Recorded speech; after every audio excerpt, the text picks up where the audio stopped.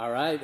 Well, welcome to this week's roundtable. We got Jake Each here, pastor at Veritas Church in Cedar Rapids, and the usual co-host Jeff Dodge is back from vacation. So good to have you guys. So today we're going to be talking about this book, The Patient Ferment of the Early Church. And I'm excited to have this conversation because at Veritas here in Iowa City, we're going through the book of 1 John. And the message this week was on love. And this is how we know we're born of God, that we love God, we love people. And so I think this is going to be a fun conversation to talk about what this looks like in our church. So let's just talk about this book. Jake, you're the one that recommended this book to me. And the way this came about is every Wednesday we meet up and talk. And I was mentioning how during this time, one of the struggles with COVID of not being able to have communion and just the challenge of not being able to be the church together. And I was talking about how a friend of ours was saying that their church has just kept meeting. It was a smaller church, but they just kept meeting right on through the pandemic. And the comment that this our friend made to my wife was, the Lord's Supper just means too much to us to not meet. Like, it is our lifeline as people. And so that struck me. And as I was sharing that with you, you're like, oh yeah, that reminds me of something that I'd read in this book you should check out. And so I actually went and bought it, and we're going to talk about the first couple chapters. But this has been so good. So I wondered from your perspective, Jake, just what turned you on to this and just kind of what was. I was listening to a podcast and they were interviewing a pastor leader that recommended the book, and I was getting ready to go on vacation, so I was collecting some vacation reads. And I do love history and church history. So especially that time period, like before the Reformation. It feels like, we can track what happened after the Reformation, but to me, there's always been a little bit mystery of what happened, from Acts up into the Reformation. And so this covered that, and I just ate it up. I love the book. Cool. Some of that, by the way, just the printing press helped. Seriously, like one of the reasons we know so much more from Reformation on is the theological significance of the Reformation and after. But also, you go back and the stuff that we've been reading, the first couple chapters, have to do with the 1st and 2nd century. And there was no printing press. Yeah. Even having documents that we would still be able to access, they're pretty scant, So that's what makes it all the more, I guess, precious or treasure, to be able to go back that far, because they're just few and far between. A lot of what we know is actually later writers referring back to what they heard from those earlier. Yeah. Anyway, that time period to me is really intriguing, and he points out in this book, like from just from our perspective, you feel like it can kind of make sense how Christianity grew after Constantine kind of endorsed it, and it got some backing. But why in the world would Christianity grow before that period? When you're this right. Being a Christian at that time period was not helpful for your social status whatsoever. But there was tremendous church growth. So I think he sets out to answer the question, why? Why is the church growing? Right. Fascinating. Right. I'll set up with just reading some stuff, and then we'll respond to it. A lot of highlights, and I'm going to set it up. The first chapter, the improbable growth of the church, kind of asking that question. Yeah. People have tried to figure out, how did this marginalized, oppressed, uneducated minority group in the midst of one of the most oppressive regimes, Rome, how did they grow? How did they thrive? And so he kind of starts off, and I want to read this paragraph because I think this could be written in our time. By the way, if you hear background noise, our air-conditioned system is getting some work, so bear with us with the background noise. If you hear some drills and work happening, but he starts off. He says, in the 250s, Cyprian, the bishop of Carthage in North Africa, had a plate full of problems. Within the church, he was involved in conflicts with confessors, with lapsed rich people, even with the Bishop of Rome. So he goes on, he says, and there was no one inside the church or outside of it who had not been seared by an epidemic that had terrified all of North Africa, killing innumerable people. Some Christians were disheartened and losing hope. Others, having received violent treatment by their non-Christian neighbors, wanted revenge against people who had tormented them. The world seemed out of control. Does that sound like a description of our time? Man. We have a pandemic. We have people that want revenge because they're getting oppressed.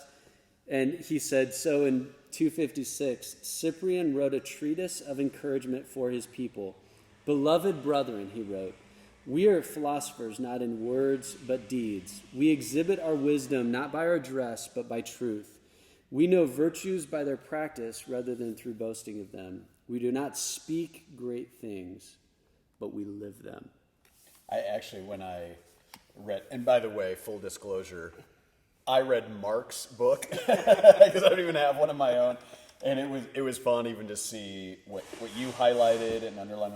But when I came to that quote, I thought, I actually think I'm going to reproduce that in some way for my study. You know what I mean? Like that is a beautiful, concise, I don't know, confessional statement, I guess, or whatever, of who we're supposed to be and how we're supposed to lead. That's powerful.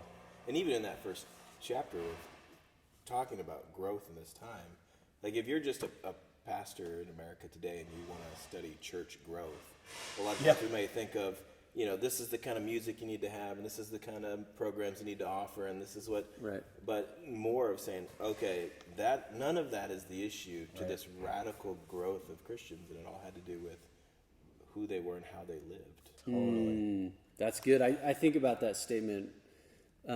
He says, we do not speak of great things, we live them. I think that the opposite is true today. We don't live great things, we speak them. Speak them. Loud to lots of people on social media. Yeah. So he says that, so he kind of keeps going. He says, this quote, Tertullian, also in Carthage, had written on patience the first treatise by a Christian on a particular virtue. I thought that was interesting. Of all the virtues they could have written on, why was patience the first one? What was it about One of the patience? things, too, that, even back to your original point, Jacob, why it's fascinating to read the most ancient voices of the church is because of their proximity to Jesus, right? Some of the earliest church fathers are kind of like grandsons, like the guy that discipled them had been discipled by Jesus or one of the apostles. And so some of what I think he unpacks there, and rightly so, is there's a direct line to Jesus. And some of the reason that we don't talk about some of those kind of things is we're too removed from Jesus, you know what I mean? And so what was probably the most natural virtue for them to lean into and to teach on because of the things that were going on in their times, were natural for them and seem so foreign to us, but they were really close to Jesus' teachings and ways. Well, I forget where in the book, but he kind of points out, like, when you're in the midst of persecution, you have to practice patience. Yeah. Like, that's a virtue of necessity. Because, like, you have no power over the people, over you are persecuting you. You have no option. You're really powerless to fight back. Patience is a big deal. That's all that you got. But don't you love the twist that he makes on that as well? Because patience had been assigned often in ancient writings to slaves, the oppressed, even women, who at that point would have been more of an oppressed gender. Right. But what he's saying is the authors, the writers, the church fathers are trying to say, no, we should be seeking to exhibit that. Yeah. Not because it's ours by necessity, we have no power. Yeah. But we should lay claim to patience and seek it. You know what I mean? For sure. There's one. I wish I could find spots in here quicker, but he talked about how patience is a virtue that benefits everybody whether you're poor or rich or whatever Yeah. your lot is. Like Yeah. patience is Right. Yeah. He talks about one of the quotes here is let's see, this is under Clement of Alexandria. So he lived. He talks about he starts with Justin. You call him Justin the martyr. I think he was martyred in 165, and then after him Clement. He said, "You must patiently endure the severity of the way of salvation." And so I thought that was interesting. The severity of the way of salvation, like the cost of following Jesus was more clear to them. Like it would end likely in martyrdom. And so there was something about patience that, like, why is patience one of the more important aspects of suffering? You know? And he goes through his list at the end, and I'll read this, and you guys can kind of respond to it. So, this is titled "The Many-Dimensioned Good of Patience." So, one, he says, patience is rooted in God's character. So they realize God is patient. The second thing is the heart of patience is revealed in the incarnation of Jesus Christ. So Jesus' life and teaching demonstrate what patience means and beckon those who follow him to a patient lifestyle which participates in God's mission. Like, how do you guys see patience in the life of Jesus? Like, being one of his main virtues. Like, how do you guys see that lived out in the life of Jesus? Because I mean, the low-hanging fruit would obviously his suffering. You know, I mean, he suffered with patience, like Peter expounds upon. But even before you get to the climactic ending of his life, even just in his day-to-day living, right? I mean, on his way to go here and gets waylaid by people that need him, or just this Lazarus. Totally. Oh, quick. He's gonna die. Let's wait. I don't think I ever remember Jesus in a hurry. Yeah. Ever. Yeah. Totally. So even before you get to the patient suffering, just in his incarnational way of living was just, I mean, driven by patience. Do you think, I mean, being the Son of God, knowing the plans of God, what's about to unfold, I think fostered a sense of patience of it's going to work out. Yeah. You know, it's going to play out. I'm not going to panic. Because everyone else, you could panic like, set us free from Roman oppression, fix this problem, solve this issue. And he just kind of walked calmly through it all because it's like, I know the ending. Yeah. You know? And doesn't he bring up, I can't remember where it is, but where then the early Christians, the way that they were able to exhibit patience was also because of their strong belief in the resurrection, right? Yeah. The thing that kept Jesus patient, knowing where this was going, is what also filtered down to the early believers. It was their just rock solid confession of the resurrection that also gave them patience. Because with Paul in 1 Corinthians, he was talking about, if the resurrection's not real, then we of most should be pitied. But on the other hand, if it is real, then it changes everything where you can endure, and it's like, all right, I got a bad diagnosis from the doctor. That's not the end of my story.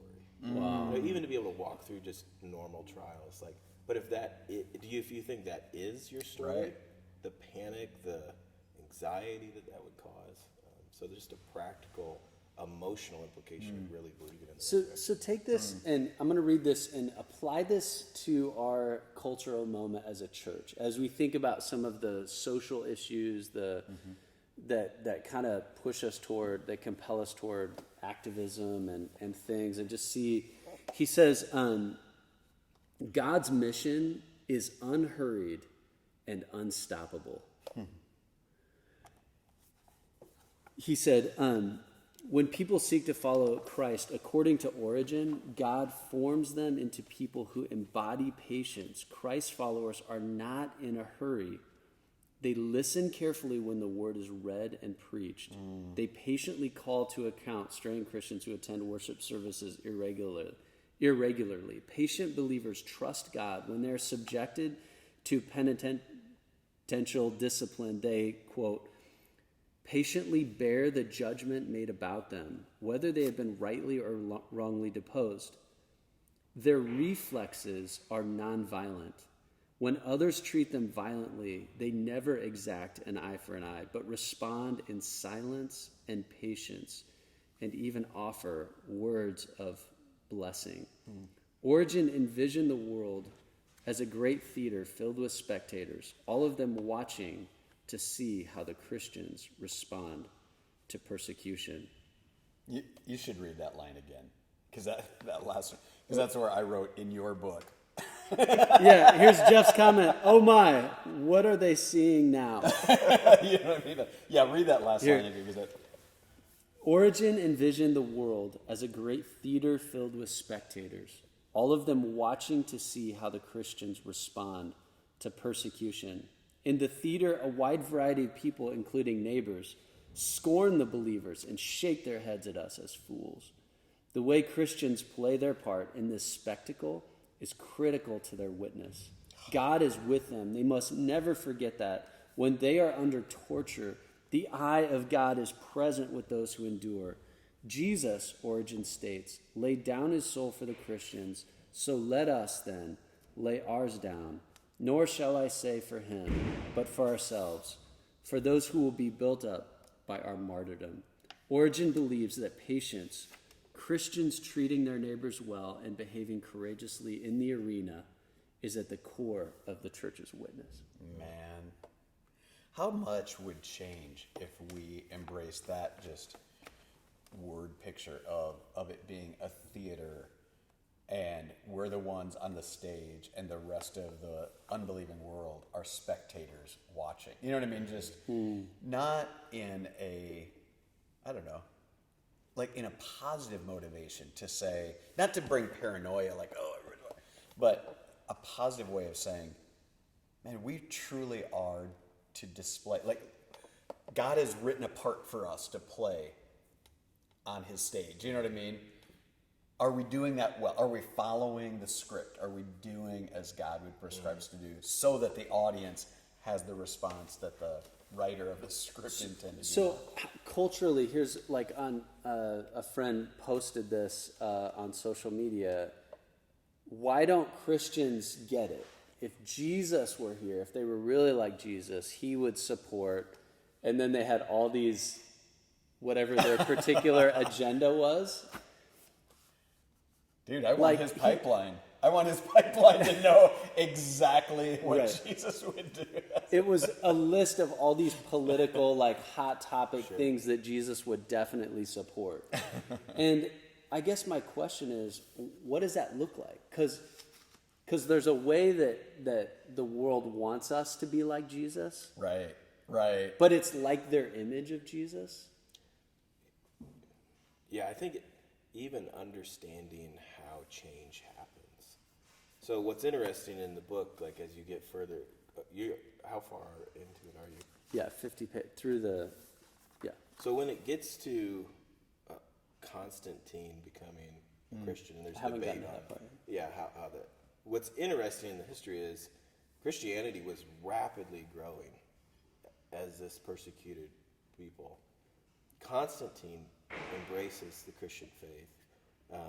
It really took about a while. They never really let him in, but he embraced the faith publicly, but didn't function like the Christian community. He tried to influence from the top down with power, and that's when Christianity became more institutionalized and tried to impose social change through power. And actually Christianity began to slow. That worked like a charm. Sent us right into the dark age. Yeah, there was Absolutely. negative consequences, and even today I think sometimes it's like we got to get this person in office, we got to make this change. But Christianity has been most powerful from the bottom up, not the top down, in these grassroots movements. Simple. This disciple made that disciple, who made that disciple, and even being able to suffer well. So we had a rites of passage in my home. So I have a 17-year-old, and Mars was my wife was gone this weekend, so we watched Braveheart for the first time. Nice. Yeah. Because she was gone? Is there a natural connection? Marcy was gone, so we picked the movie. So Mo and I went downstairs. We watched Braveheart. But at the end, I'm not going to spoil the movie for you. It's been out a while. Right? Yeah, you can spoil. Mid-90s.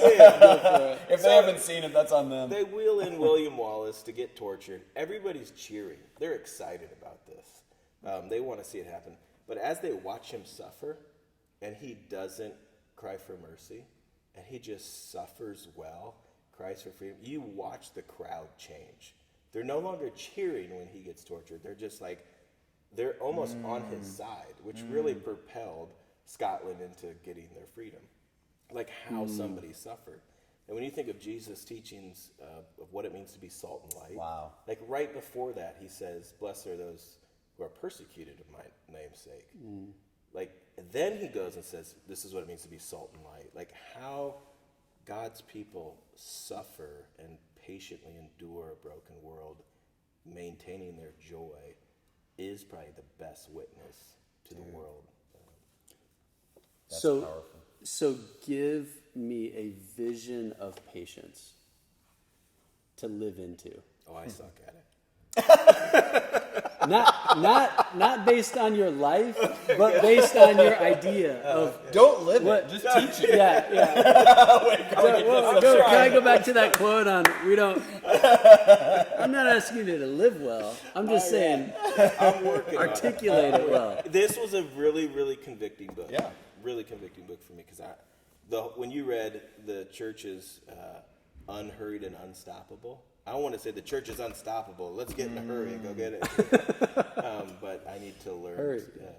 Well, when you were talking about Constantine, and again, I've only read as far as Mark has, maybe not even quite as far, but just in the history of the top-down church versus the bottom-up church, what you're saying, I recently was listening to another podcast with David French on it, and he was talking about this same thing among Christians, that right now to try to bring it into this cultural moment, I guess, or whatever, is Christians right now, often evangelicals in today's America 2020, are crying out because what they're saying is we're afraid of losing our freedom, our liberty. But that's actually not true. We've never experienced more liberty, like even recent Supreme Court decisions. Christians have never had more freedom of expression than we do right now in this cultural moment. What we actually are pining for is power. What we used to have is power. And then he went back and talked about even things like prohibition. And he talked about how, oh no, that was an evangelical Southern Baptist imposing an ethic on the whole country. That's when they had power. We don't have power anymore, but we have full liberty and freedom. We should be thriving, even historically, we should be thriving as believers. We don't need to grasp at power. And in fact, when we kind of sell our souls to get power, as Constantine, things go terribly for the church. And so let's be careful what we're asking for, It's how you go about it. So there's an aspect of embracing patience as your approach to ministry from the bottom up. Like, you think, like, we're going to get quicker results if we can pass a law. Yeah. But no law changes human hearts. So when you look at abortion in our country, we live in a democracy. They didn't. Right. I think we should advocate. I think we should vote for those things. But we can't ignore the best thing a local church can do when it comes to the sanctity of life is engage people and disciple people. Because there can still be a Planned Parenthood on the corner. That doesn't mean they have to have a lot of business. Because if we're discipling people and we're being the church and caring for people. So when you look at like the Welsh revivals, when people write about that time period, one of the implications was the brothel houses and the bars shut down and the courts weren't in business because there was no cases to try that there was no law of prohibition to shut Right. down. It was just everybody was so on fire for Jesus, they were going to the church all night. Yeah. So it's like they didn't pass a law for that. They Well, just and I think something that happens when you disciple people is that you don't just make abortion illegal, you make it unthinkable. It's You don't just make Yeah. racism illegal. You make racism unthinkable. you're When at- you change a heart, If you're when you taking change a notes, mind, write that down. and I'm thinking, okay, so listen to this. So Tertullian he's describing patience being at the heart of what it is to be a Christian. He says God is the exemplar of patience. God is promiscuously generous. Isn't that a cool way to say it? And so God endures ungrateful, greedy people who worship idols. God does not compel belief, but, quote, by his patience, he hopes to draw them to himself. And the means by which God seeks to attract people is incarnation. God allows himself to become incarnate, a self-positioning of patience. How odd Jesus' story is, and how different from the exploits of Cicero's exemplar Hercules. Tertullian recounts the narrative of Jesus, whose labors, unlike Hercules, did not include killing, capturing, and stealing, but who instead kept a low profile, who bore reproaches, who would not hear of forcing people, who ate at anyone's table, who declined to call for massive angelic intervention, who rejected the avenging sword, who healed the servant of his enemy, and thereby cursed for all time the works of the sword. I mean, that is the kind of the antithesis of we want to get our hands on the sword of Caesar to exert our agenda. It's a power over strategy, and I think that he goes on and he talks about, and I thought this was hilarious, where he calls, he said the fall, of course, Tertullian recognizes that there was a long human history before Jesus. The fall of Adam and Eve was marked by human impatience, which was, quote, the original sin in the eyes of the Lord. I've never thought of impatience as The original sin. the original sin. Yeah. I don't know for sure if I agree with that, but just that I want that now. Yeah. And instead of stopping that 1 millisecond to think, wait, Maybe that's a bad idea. I wonder what might happen. right. So I think this idea, as believers, we need to really think about what this means today, because we really do want power. Totally. I just think of the way that 1 John ends 1 John. I mean, the way John ends 1 John. In that weird, my children, guard yourselves from idols. It's like, wait, were you even, what's that one-liner?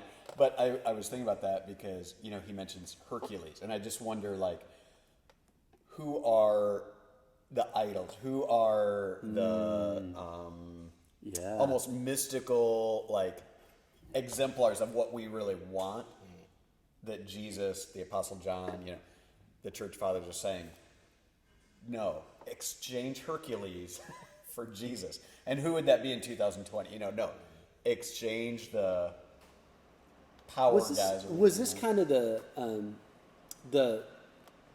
I guess challenge between MLK's strategy and Malcolm X? One kind of being marked by patience and the other on power. Right. Like patience versus power as two approaches. And so when you talked about exemplars, I'm like, well, there are some positive exemplars. Dude. There are also some. And it's beautiful, like you bring up MLK, because that was hard fought for patience. He often wrestled in his writings with restraining what he wanted to do with patience, because he knew patience was the Jesus way. It didn't come natural.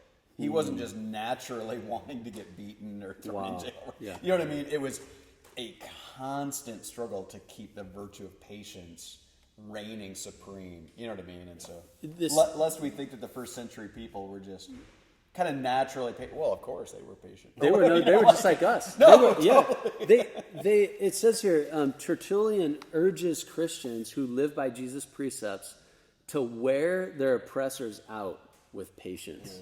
Wow. Let wrongdoing grow weary from your patience. Wow. And he says, how can they take seriously this precept that is unequivocally laid down? Evil is not to be rendered for evil. He says their hopeful expectation of the resurrection enables this. According to Tertullian, the key to believers' patient lifestyle is their confession that in the resurrection of Jesus, God has vindicated his teachings and way, and as a result, they expect that they too will be resurrected. Mm-hmm. And he talks about the contrast. The contrast of this, he says, impatience is hopeless. Yes. According to Tertullian, impatient actions do not produce what they promise. Instead, impatient actions make things worse, bringing about massive misfortunes. Patience, on the other hand, brings new possibilities. I love that. I think connecting patience with hope, you're able to wait when you really believe something better is coming. So I don't remember if you guys remember the study they did on the importance of seeing if kids had delayed gratification. They could understand, where they put them in a room and say, "You can have a cookie, but if you wait, I'll be back in 15 minutes. I'll give you 2 cookies or something if you don't eat that." And they tried to follow it where the kids that couldn't wait and didn't have any concept of delayed gratification made poor choices in life, and that they took a bad trajectory. But the kids who could grasp delayed gratification normally were more successful. Because you could display a level of patience, but because you know something better's coming. Right. Well, I think it's foolish for us to also think just to command people, hey, just be patient, because patience is a virtue, just be patient, and not equip them with what's better to come. Wow. So that they can be patient. Say, you're able to be patient because this isn't our home. Or you're able to be patient because justice will come when Jesus returns. Like just wait. Do you think we don't talk enough about the second coming, about heaven, about a new creation of heaven? You know what I mean? Like, Yeah.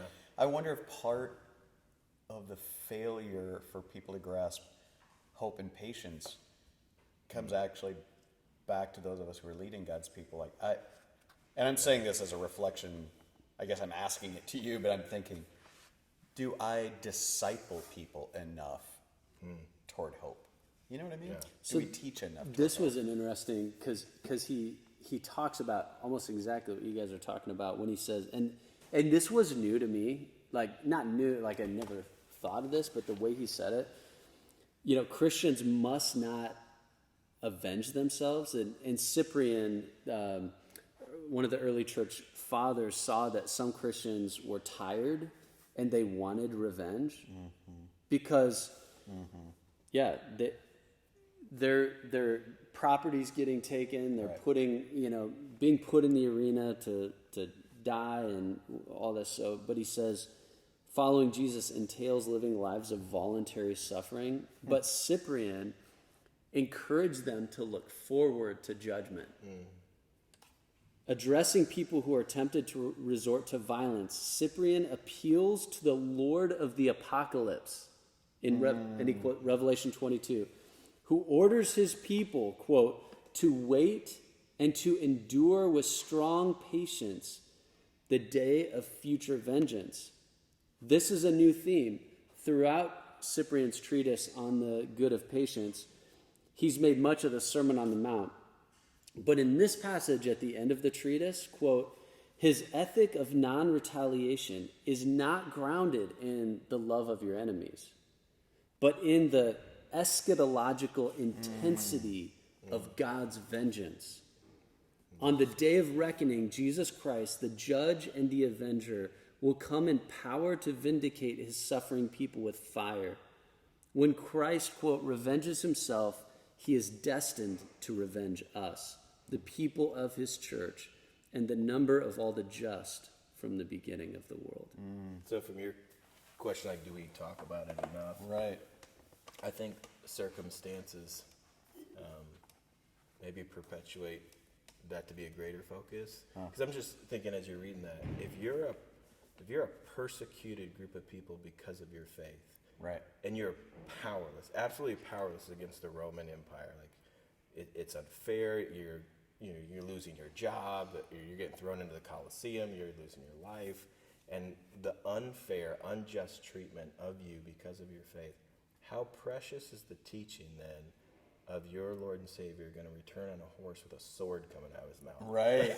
Right. How comforting is that? Right. teaching that you're- But if we're comfortable, Right. we're the majority, we don't talk about coming judgment. We talk about how to have a more happy marriage now or something like that. So, Well, Tim Keller talks about this idea of,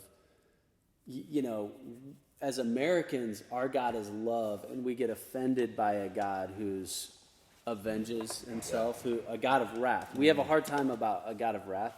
In other cultures, they have a hard time with a God of love because their whole life they've suffered injustice. Wow. And their only hope is that God is a God of wrath. yeah.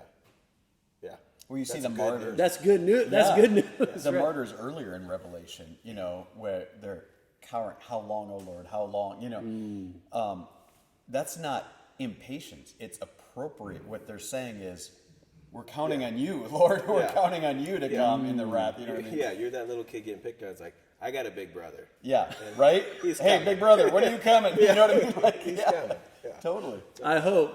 But you know what I mean? I'll be patient. Yeah. This is so much good here. He talks about living, Cyprian continues, the encouragement to live patiently. They're not to defend themselves before the Lord's time. Instead, as always, they are to keep the precepts of the Lord. Why? Not because their behavior will be an attractive expression of God's character, and not because there is something self-evidently good in patience, rather because the eternal consequences of not keeping the precepts are terrifying. Wow. Jesus, this is the way of Jesus. And when we short circuit that, when we try to step in, and just one practical way that I've learned this over the years as a pastor is in staffing, because we live in a very transient community, and so people are coming and going. We talk about this like an airport terminal. We're sitting and somebody's gotta go, gotta get on my plane. They're really only in Iowa City for where they're going, and so you have this tendency as a pastor to try to like white knuckle grip on staff, like, oh man, what would we do without this person? We can't lose this person's so gifted, or someone's in the pulpit just bringing fire, and you're like, oh, we can't we can't lose that, or we can't, and just the respecting the process that God has in people's lives to not control. Like, patience doesn't control, it doesn't manipulate. Some of love as patient is letting people get on with their lives in ways that don't serve my purposes. Wow. So I think that this applies not just to the first century people who were oppressed, and like for people watching, or for maybe it's even like in your workplace, things are not going well. Right. You have a boss that's a total jerk or whatever, and you feel like you're in a hopeless situation. Like, love is patient is respecting the process that God has to let things unfold the way they're supposed to. Isn't it just almost shameful, I guess, if truly born-again Christians are on the stage and the world is watching? Right now, aren't they seeing Christians almost with the Chicken Little, the sky is falling, trauma, paranoia, fear, panic? You know what I mean? Like, if there's ever a cultural moment, you would think we would need this because we were under severe persecution, right? Oh man, let's go back. No, I think we probably need these words more now in the cultural moment we live in. Yep. And it's as you just keep reading these guys and their instructions to God's people, I'm like, oh man. Well, the question I had in 1 John 4, where he says, "Greater is he that is in you than he that is in the world." It's in the context of these false teachers and the spirit of the Antichrist. And I think, like, as I was studying, I feel like, and this question in the sermon was just like, do you ever feel like we're losing? And he talks about here, Tertullian in this case is closely in touch with this persecution, and he knows acutely how numerically insignificant the Christians were, but he doesn't seem to worried about this. He's not concerned about the future. Like, I think that I think Christians are feeling marginalized. Right. We're not the moral majority anymore, or whatever, so. Yeah. What we got to do to. Yeah. And the solution is not, we need to get power back and exert it. I think, but just the patience that God is calling us to trust him. We know how the story ends. And getting back individually, not just collectively, but individually to that hope of resurrection, to that hope of Jesus really is going to come back and set all things aright, and if we really believe that, it would immediately draw patience into our soul, How does that speak into, you could hear somebody hearing this and say, like, am I not supposed to push back against the darkness in our world then? Right. Am I just supposed to be patient and let it, like, what's the advice to, yes, patience is a virtue, but is patience calling for passivity?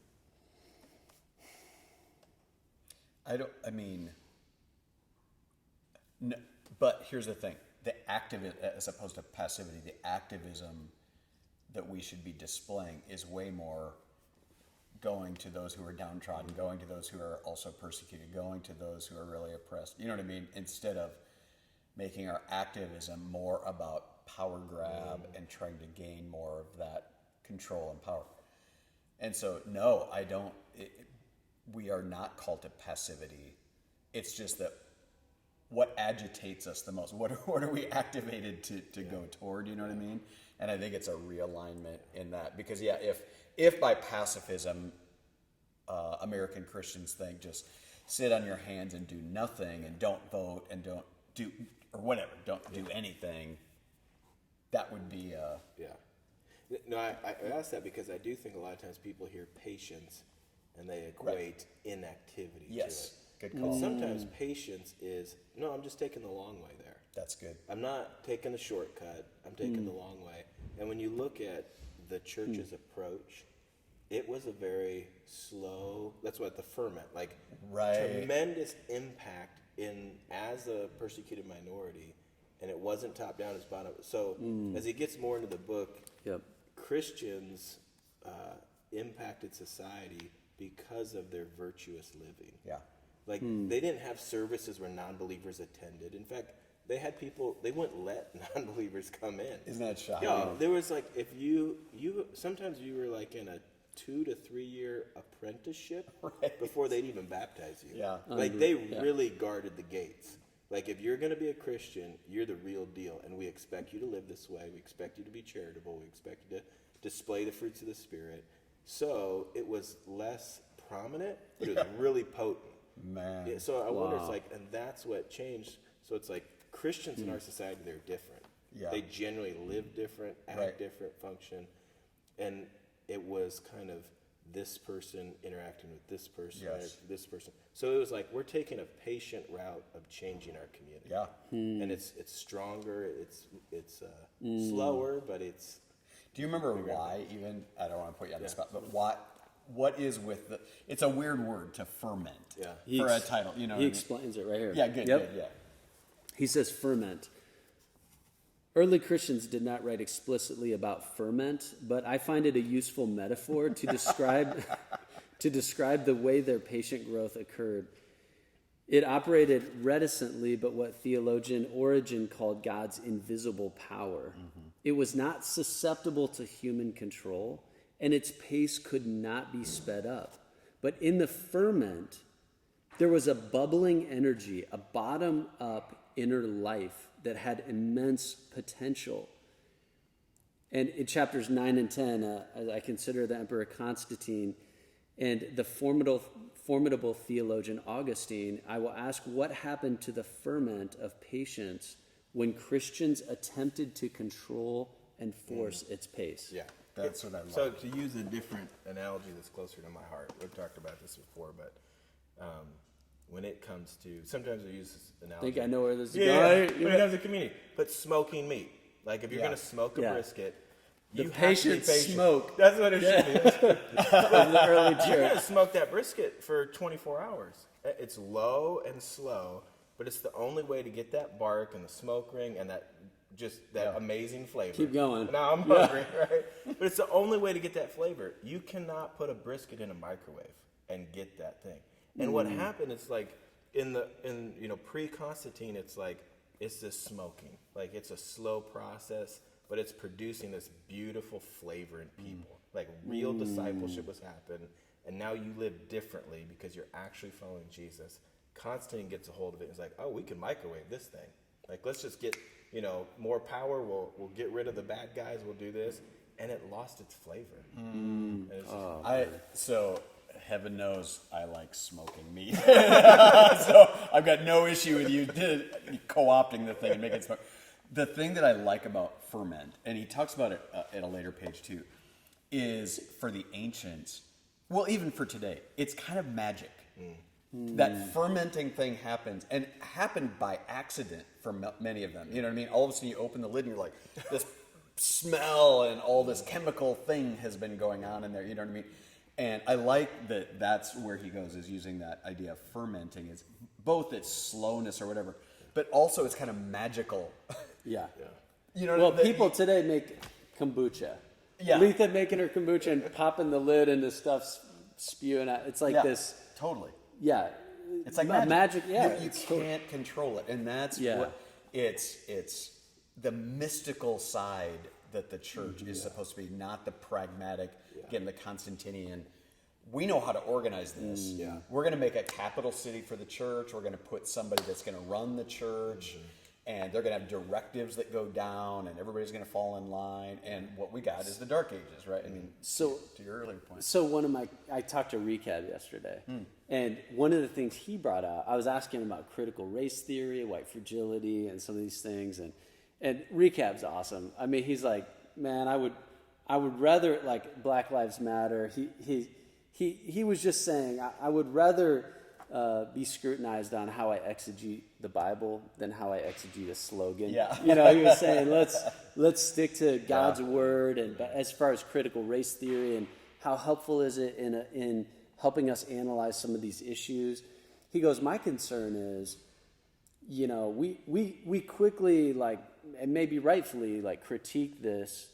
He goes, but in seminaries, I was handed, Stephen Covey's, 7 Habits of Highly Effective Living, and we were taught to not, you don't really question any of that, Oh man. But we accept business, the business model of church. Yeah. The kind of the mega church run. We basically, our pastors are like theologically precise CEOs. You know what I mean? Like they're CEOs with good theology. And Recap was kind of pushing against that. Like, are we as concerned about how that way of human? Yeah, and if you take cues from a business world, it's like, I need production, I need efficiency, I need it now. Like, that's kind of in me. Like, I want to get things done. I want to be efficient. Are there any leadership books on the patient ferment of the CEO?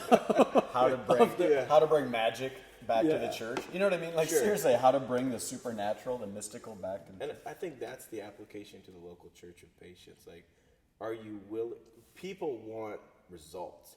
Like, why are we making a dent in society on this issue? Are we making any progress on this? Are we taking any ground? Like, let's go. And to say, like, okay, are you willing to embrace the faithful plotting? Because when someone's like, I want to end, poverty in Cedar Rapids, Iowa. And we say, okay, here's the plan. I want you to find somebody and disciple them. And I want you then to tell them to disciple one other person. Jake, that will never work. But I think that is the pushback. It's like, no, I don't want that strategy. Right. I want a big program where we can get everybody in and run them through a class and like. And we can't start until we have bylaws and we have a way to governance. Yeah. Who gets on that governing board? We got to have all that decided. Yeah. Before the dude out there with the growling stomach. Right. Totally. Let me end with this question about one of the things with this pandemic. It has scattered God's people. It's isolated God's people. We're trying to get back together, but even with great attendance, you're still only about half of what you were last year, and it's understandable, right? I mean, that's why we're doing the online stuff. There's people that it's not wrong to do that, but it's just a result. I guess my question to you guys is, one of the quotes here early on is he says the baptized Christians knew how powerful the worship services were in their own lives. Early 4th century North African believers said simply, we cannot go on without the Lord's Supper. They knew that worship services were to glorify God and edify the faithful, not to evangelize outsiders. And yet, improbably, the movement was growing. The geographical spread, and he goes on. But I guess that question of, it kind of made me think about church, and do we value it like they did? Wow. That going back to the original comment that sparked me reading this book, our friend, like in their little church saying, we just, communion, the Lord's Supper is too important for us to not meet. And so I'm kind of being challenged a little bit on even how we view church. Yeah, there's plenty of things in this season to be frustrated as pastors. I've been oddly energized a little bit in the sense of, especially when you get wrapped up as a pastor of over celebrating the crowd, getting too much energy from how many people showed up, and especially coming off of reading this book, it's like maybe this is a season for us as a church, because you guys know our story coming out of this church. We had some really fast, exciting growth. But coming out of after reading this book, it's like maybe we're going to be less prominent, but what if we could become more potent? Like, what if maybe we have half of the people showing up, but they're living virtuous, patient, Christ-exalting lives, and it's greater impact. I actually, the word of encouragement I was thinking of as well is, so we meet outside here, and this last Sunday was the first Sunday that we thought for sure we'd get away with no rain or whatever, and had just even said to a new family, man, I think this is our 9th or 10th week, and can you believe it? Never a drop of rain. And I no more than turned around and tink, I start feeling the raindrops in me. But here's what was really cool about that moment. Sat down in my soccer chair or whatever, and little bit of rain, just nothing big, but just these little raindrops are falling around. Nobody moved. I kept waiting to see, are people gonna pick up their chairs and run for their cars? Nobody moved, and I thought, this is actually really beautiful right now. And Dalton's on the other side of this camera, and just leading worship in the rain. I was just like, there was something so right to this point. People want to worship. They want to hear the word of God proclaimed. They want to rally together around Christ. And it was a beautiful moment. So I think I'm with you. I think this cultural moment is actually probably life-giving to God's church, way more than like a throwing on the brakes. Yeah. I'm encouraged. Can I brag on our people really quick? Yeah, So absolutely. last Sunday, coming off what you just read, we announced to our church that, hey, this Sunday we're gonna have communion together, and they cheered. No Yeah, way. like have a congregation cheering. So the fact that so we're this gonna- what'd you call it? The BYOC? Yeah, it is bring your own communion. Bring your So own communion. We'll see how that works, but Yeah, just to encourage but them That is how so awesome. cool. that was the last response they cheered, like we're gonna do communion, like that made my Doesn't that Wow. just, again, that's the magic of God's church. That's the stuff that's going and brewing Yeah. out there among God's people. That moments like this are actually, it's like we're taking the Yeah. lid off and realizing Yep. the supernatural Yeah. stuff that's actually going If on. we could ferment, maybe Man. we'll get our city drunk with Jesus here. And with that, okay, Jeff, I love it. always give Jeff the last word when he's here. Oh, so oh, what, well- what do you got for us? Okay, I actually would love to end with just, I love 1 John 5. I'm actually a little terrified because I got to teach this in a couple of weeks. And it's like John holds all these zingers for the end and throws these curveballs. So some of it's very confusing. Hope I get it right by the time they all gather. But in verse 19, one of the last verses, he says, "We know that we are of God, and the whole world is under the sway of the evil one. And we know that the Son of God has come and has given us understanding so that we may know the true one. And we are in the true one. That is in his Son, Jesus Christ. He is the true God and eternal life." I just love the gloves off. We know we're living in hell. You know what I mean? Like, we are under this. We can see the evidence of the evil. We know. We are not Christians who have our heads buried in the sand. Nope. We get it. And we know that we are in the true one. You know what I mean? Just like, I love the strength of just facing the darkness with confidence, not in despair, not, chicken little. No, because we equally know we are in the Son of God. That is a great way to end this time, just as a benediction over us. Just, thanks for that word. And what a fun, we just talked about the first 40 pages, because that's where we're at. Maybe we'll pick it up again another time and continue the discussion. But yeah, thanks for joining us on the round table. Hope you've enjoyed our conversation and gotten some encouragement out of it. And so with that, have a great day, and we'll see you next time.